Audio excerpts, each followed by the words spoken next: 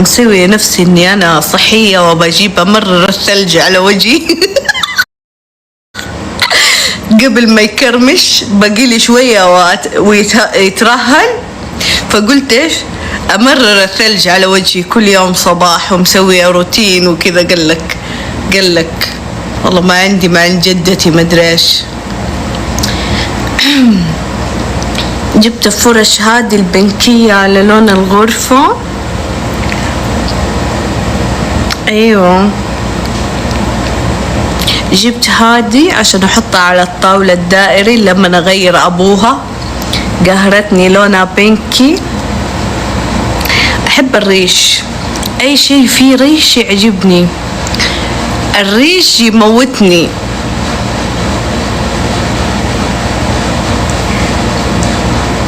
جبت القميص ده، احب القمصان هذه. معليش هذه ما تموت، وقتها ما يموت تعجبني. لون ازرق جبته، شوفوا. ما جبت فستان.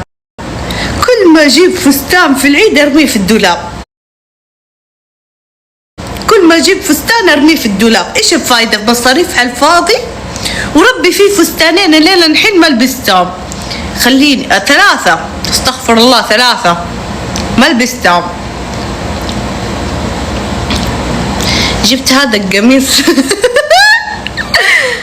يوم 14 فبراير شو اسمه ده، يوم الحب. فجبت هذا القميص عجبني في وقتها فحطيته على اساس اني انا حروح احتفل. بطلت احتفل بس انه عجبني كذا، قلت بلبسه في العيد في قلوب. طيب لا والله ما عذبني الحب، انا المعذبة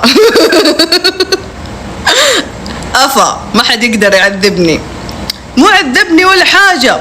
انا اقول لكم انا اليوم هذا بما اني رومانسية، يعني انا للأسف رومانسية لا تنصدموا، انا رومانسية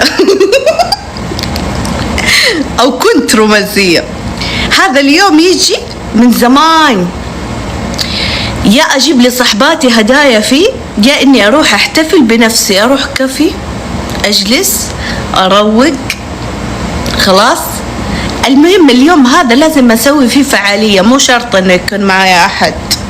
ها ليش حقعد استنى المتى؟ ها مو شرط يا حبايب قلبي احتفلي بنفسك انت وهي سمعتني وربي اني كنت اجيب احتفل بصحباتي واحط لهم، والله لو اوريكم اصبروا، احط لهم كذا كأنه يوم رومانسي من جد والله.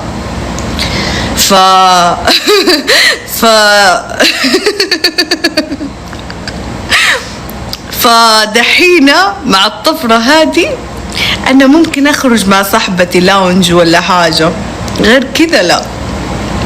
يجي الملحن يلحن كذا وخلاص.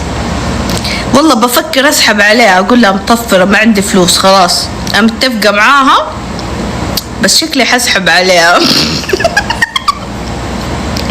اقول لك مطفرة ما عندي فلوس وانت تقول اعزميني، روح اعزم نفسك زي الدبة واحدة من البنات متصل